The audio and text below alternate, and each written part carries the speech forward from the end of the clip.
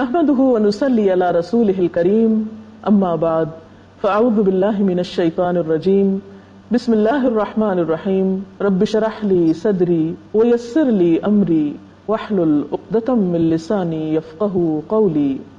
ہماری آج کی گفتگو کا موضوع ہے روزہ کیا ہے، روزے کی حقیقت کیا ہے، روزہ کس چیز کا نام ہے.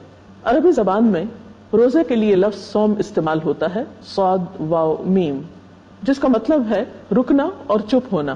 شریعت میں روزہ اس بات کا نام ہے کہ انسان روزے کی نیت کر کے طلوع فجر سے لے کر غروب آفتاب تک کھانے پینے اور بعض دوسری معین خواہشات کو پورا کرنے سے رکا رہے، اپنے آپ کو روکے رکھے. سوال یہ پیدا ہوتا ہے کہ ایسا کرنے کو کیوں کہا گیا کہ انسان اپنے آپ کو جائز خواہشات سے روک لے، کھانے پینے سے رک جائے، حالانکہ کھانا پینا انسان کی ضرورت ہے. کیا ایسا کرنے سے اللہ تعالیٰ ہمیں کسی زحمت میں مبتلا کرنا چاہتے ہیں، کوئی سزا دینا چاہتے ہیں؟ آخر انسان کو بھوکا پیاسا رکھنے کا مقصد کیا ہے، یا اس کی جائز خواہشات کی تکمیل سے اسے کیوں روکا جا رہا ہے؟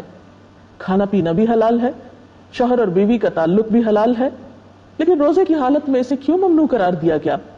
اور کیا روزہ صرف انہی چیزوں سے اپنے آپ کو روک لینے کا نام ہے، یا اس کے علاوہ بھی روزے کا کچھ فائدہ ہے، روزے کا کچھ مقصد ہے؟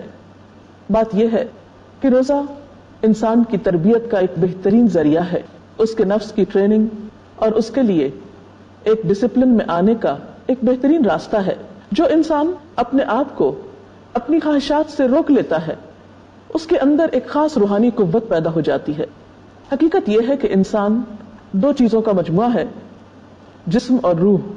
صرف جسم اس سے بھی انسان نہیں بنتا، اور صرف روح بھی انسان نہیں ہوتی.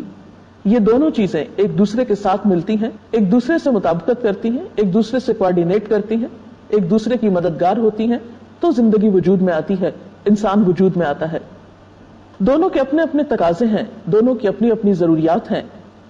جب انسان ہر وقت اپنی جسمانی ضروریات کو پورا کرتا ہے تو عام طور پر روح کے تقاضے نظر انداز ہونے لگتے ہیں. سال کے 11 مہینوں میں جسمانی ضروریات بلا روک ٹوک پوری کی جاتی ہیں، اور عموماً ہم اپنی روحانی ضروریات کی طرف توجہ نہیں دیتے. رمضان میں انسان کو جب کھانے پینے سے روک دیا جاتا ہے، انسان اپنے نفس کو کنٹرول کرنے لگتا ہے، تو اس کی روح کو پروان چڑھنے کا موقع ملتا ہے.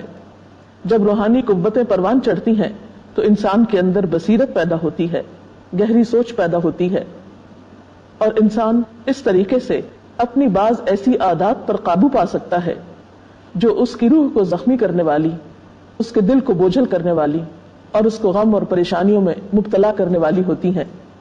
حقیقت یہ ہے کہ روزہ انسان کی روحانی بیماریوں کا بھی علاج ہے، اور اس کے ساتھ ساتھ اس کی جسمانی بیماریوں کے لیے بھی ایک علاج کی حیثیت رکھتا ہے. جہاں تک روحانی بیماریوں کے علاج کا تعلق ہے تو آپ صلی اللہ علیہ وسلم نے صاف طور پر فرما دیا کہ من لم يدع قول الزور والعمل به فليس لله حاجة ان يدع طعامه وشرابه، کہ جو شخص روزہ رکھ کر جھوٹ بولنا اور اس پر عمل کرنا نہ چھوڑے تو اللہ تعالیٰ کو اس بات کی کوئی ضرورت نہیں کہ وہ انسان کھانا پینا چھوڑ دے. تو گویا روزہ محض کھانا پینا چھوڑنے کا نام نہیں، بلکہ بری عادات کو چھوڑنا بھی روزے کا تقاضا ہے. جب انسان بری عادات کو چھوڑتا ہے تو وہ روحانی طور پر صحت یاب ہوتا ہے، اور جب انسان دن بھر میں بلا ضرورت کھانا پینا چھوڑتا ہے تو اس کی جسمانی صحت بھی بہتر ہوتی ہے. آج کے اس پروگرام میں ہم چند چیزیں جسمانی صحت کے اعتبار سے دیکھیں گے کہ روزہ کس طرح ہماری صحت کو بہترین کرنے میں مددگار ہے. سب سے پہلی چیز یہ کہ جب ہم کھانے پینے کے اوقات میں ایک وقفہ لاتے ہیں تو اس سے ہمارا نظام انہضام بہتر طور پر کام کرتا ہے.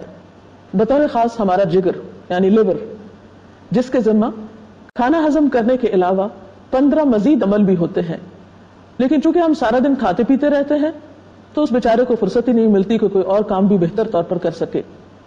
جب کھانا ہضم کرنے کے علاوہ اسے فرصت ملتی ہے تو دیگر کام زیادہ بہترین طور پر ہو سکتے ہیں. اسی طرح روزے کے دوران خون کی مقدار میں بھی کچھ کمی ہوتی ہے، اور یہ چیز دل کو کچھ فائدہ مند آرام پہنچاتی ہے. پٹھوں پہ دباؤ کم ہوتا ہے، افطار کے وقت تک خون میں موجود غذائیت کے تمام ذرے تحلیل ہو چکے ہوتے ہیں، جس سے شریانوں کی دیواروں پر چربی وغیرہ نہیں جمتی اور شریانیں سکڑنے سے محفوظ رہتی ہیں۔ اس طرح روزہ دل کی بیماریوں سے بھی حفاظت کا ذریعہ بنتا ہے۔ پھر اسی طرح روزے کے دوران خون میں غذائیت کی کمی کے باعث ہڈیوں کا گودا بنانے کے لیے سٹیمولیٹ ہوتا ہے، اور کمزور لوگ بھی روزہ رکھ کر بآسانی اپنے اندر زیادہ خون پیدا کر سکتے ہیں۔ روزے کے دوران اعصابی نظام، نروس سسٹم مکمل سکون کی حالت میں ہوتا ہے، اور خاص طور پر عبادت اور نماز، تراویح اور وضو مزید تسکین کا باعث بنتے ہیں۔ اسی طرح روزے کے دوران جسم میں میگنیزیم کی مقدار بڑھ جاتی ہے، جس کے کئی فائدے ہوتے ہیں، اور سب سے اہم یہ کہ انسان کا دل بیماریوں سے محفوظ رہتا ہے۔ ہارٹ اٹیک کے پیشنٹس کے لیے میگنیزیم کا استعمال کیا جاتا ہے، یہ آرٹریز کو سکڑنے نہیں دیتا، اور پھر اس سے انجائنا اور دل کی دیگر تکالیف دور رہتی ہیں۔ اسی طرح روزے کی وجہ سے گروتھ ہارمونز کے اخراج میں اضافہ ہوتا ہے۔ اس وجہ سے پابندی سے روزہ رکھنے والوں کی جلد میں زیادہ عمر کے باوجود جھریاں زیادہ نہیں پڑتی۔ گروتھ ہارمونز کی وجہ سے جسم کی چربی کم ہوتی ہے، پٹھوں میں پروٹین بڑھتی ہے، اور فری فیٹی ایسڈز کی تیز حرکت کی وجہ سے پٹھوں کو توانائی مہیا ہوتی ہے۔ یہ ایک حقیقت ہے کہ جو انسان کی عمر بڑھتی جاتی ہے اس کی نیند کم ہونے لگتی ہے، لیکن روزے کی حالت میں انسان کے جسم کو اور خصوصاً اعصابی نظام کو ایسا سکون میسر آتا ہے، اور ایک خاص مادہ جسم میں خارج ہوتا ہے جس کا جسم پر ٹرینکولائزر یا مسکن اثر ہوتا ہے۔ اس بنا پر روزے میں نیند کی کوالٹی بہتر ہو جاتی ہے، گہری نیند بھی آسانی سے آتی ہے، اور گہری نیند کے دوران جسم اور دماغ دونوں کی ریپیئر ہوتی ہے۔ اسی لیے کہا جاتا ہے کہ رمضان میں 2 گھنٹے سونا عام دنوں کے 2 گھنٹوں کی نیند سے کہیں زیادہ مفید ہوتا ہے۔ پھر اسی طرح رمضان میں خواب کا دورانیہ بھی روزے کی وجہ سے کم ہوتا ہے۔ آنکھوں کی جو ریپڈ موومنٹ ہے اس میں بھی کمی واقع ہوتی ہے، انسان کی یادداشت میں بھی اضافہ ہوتا ہے۔ پھر اسی طرح ہم دیکھتے ہیں کہ روزہ رکھنے سے خوراک کی توڑ پھوڑ کا بنیادی نظام یعنی میٹابولک ریٹ جو ہے وہ بھی معتدل رہتا ہے۔ رمضان کی راتوں میں نماز تراویح انسان کی صحت کے لیے ایک بہترین نسخہ ہے۔ ایک عام انسان میں ایک دن کی تراویح نماز میں کم از کم 200 کیلوریز استعمال ہوتی ہیں۔ پھر اسی طرح ایک بہترین جسمانی ورزش بھی ہے، اس سے جسم میں لچک آتی ہے، ڈپریشن اور انگزائٹی کم ہوتی ہے۔ جب ہم مسلسل قرآن پاک بلند آواز میں سنتے ہیں تو اس سے بھی دل کو راحت ملتی ہے، اور عام طور پر بھی یہ بات ثابت ہوئی ہے کہ لمبی نماز کی وجہ سے دل کی بعض بیماریوں میں کمی آتی ہے۔ روزہ اور جسمانی صحت کے حوالے سے ایک بات ڈاکٹر جوئل فرمن کے ایک کتاب کے حوالے سے کرنا چاہوں گی۔ کتاب کا نام ہے fasting and eating for health. Doctor Fuhrman کے ساتھ کچھ اتفاق یہ ہوا کہ آئس اسکیٹنگ کے دوران ان کی ٹانگ ٹوٹ گئی۔ انہوں نے دیکھا کہ ان کے والد ارتھرائٹس کے لیے اپنا علاج روزے رکھ کے کر رہے ہیں۔ جب اور دواؤں وغیرہ سے پوری طرح صحت یاب نہ ہوئے تو انہوں نے بھی اس نسخے کو آزمانا چاہا، اور وہ اپنا ذاتی تجربہ اس کتاب میں لکھتے ہیں کہ 36 دن کے روزے رکھنے کے بعد وہ مکمل طور پر صحت یاب ہو گئے۔ ان کا کہنا یہ ہے کہ روزے کے دوران جسم کے اندر یہ صلاحیت زیادہ پیدا ہو جاتی ہے کہ کیلشیم کے ڈپازٹس واپس جسم کے اندر جذب ہو جائیں۔ انہوں نے اپنے ذاتی تجربے کے بعد دوسرے مریضوں کو بھی روزے رکھوا کر صحت کا نسخہ بتایا، لیکن بات یہ ہے کہ بہت سے لوگ اس نسخے کو اپنے لیے مشکل پاتے ہیں۔